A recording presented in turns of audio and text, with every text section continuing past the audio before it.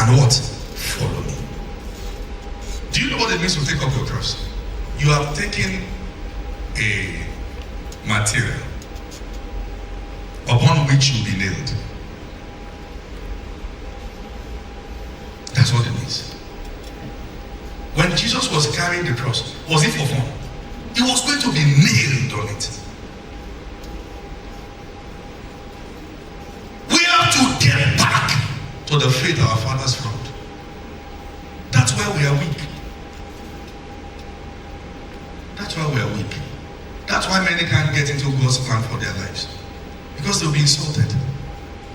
You are afraid of being misunderstood for what people died for. And your own worry is that they will judge me, they will criticize me. That's your worry.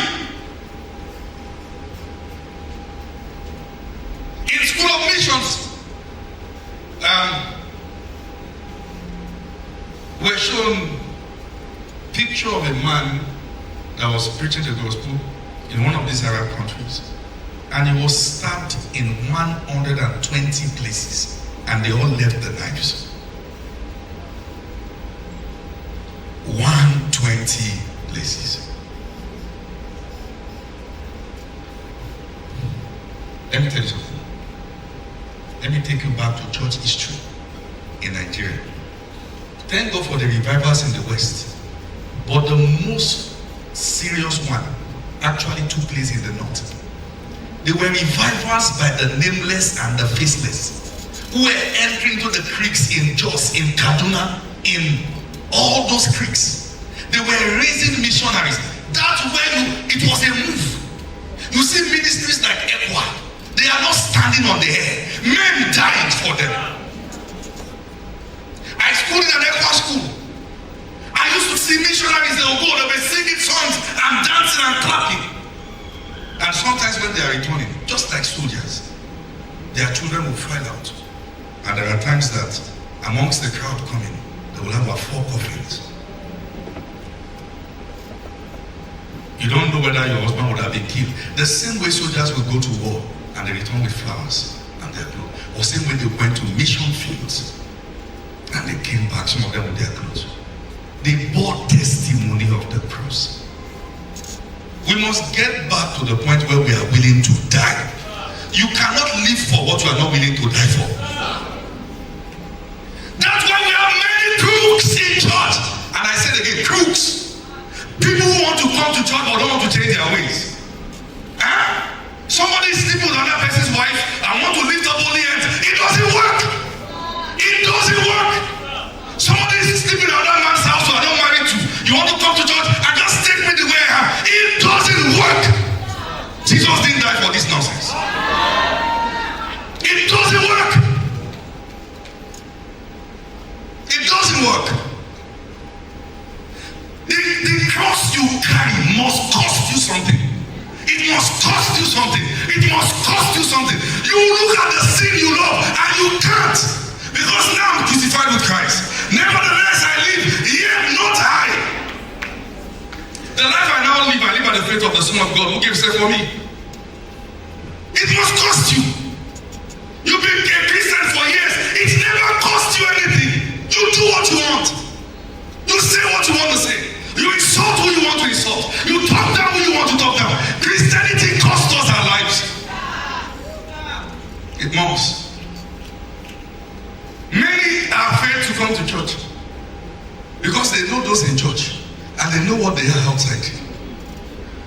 And they are shocked. They are shocked.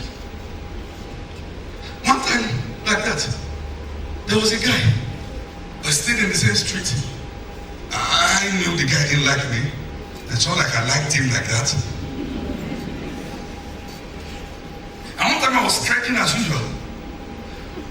And he sighted me in the car.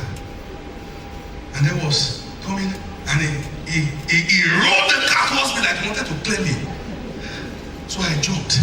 And I'm like, is it this bad? A few weeks later I was invited for a meeting. That I should attend the meeting. And I got to the meeting, sat in the crowd, and I saw the pastor came out with the pastor's protocol. and it was the lead pastor's protocol.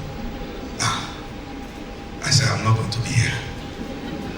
You can't preach the good news if your life is a bad news. You can't. You can't be a Christian and do everything you want to do. You can't. We must bring back the culture of dying, sacrificing, and losing for the sake of the cross. There will be things you can get done in a bad way. But you refuse to do them for the sake of what? The cross. The cross that you are carrying. Somebody say, if I don't do all these things, where will I get the money from? Where I'm giving that money? Who told you that Jesus wants dirty money? He said, I will build my church. Nobody is a fraudster for the sake of the cross. If you want to serve Christ, then drop the nonsense. Are you with me? Are you aware that it is so unfortunate that there are parents who are prophets, who are praying for their children, who are doing Yahoo?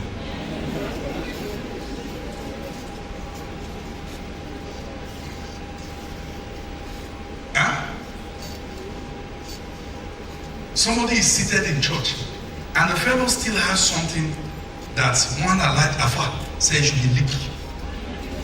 And we shout Jesus and go back home and lick the one. What brand of Christianity have we received? Is it that the blood that saved us was diluted? What brand? When those who went and received it, they were ready to die.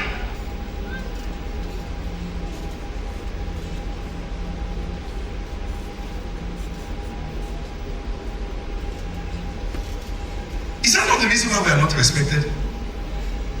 That's the reason. Because we're after greed. That's what we're after. If one powerful politician comes in now, we don't say, come and sit down in the pastor's seat.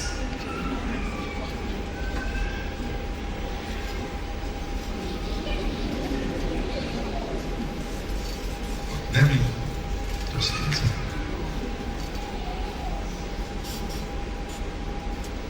And they know how pastors are scampering around to give prophecies.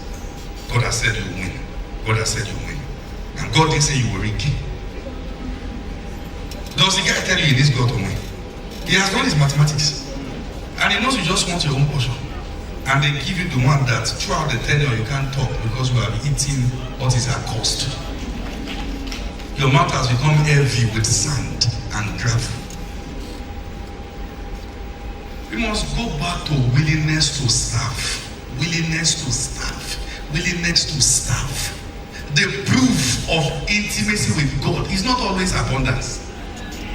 We can follow Jesus and be small. It is possible. Believe me, it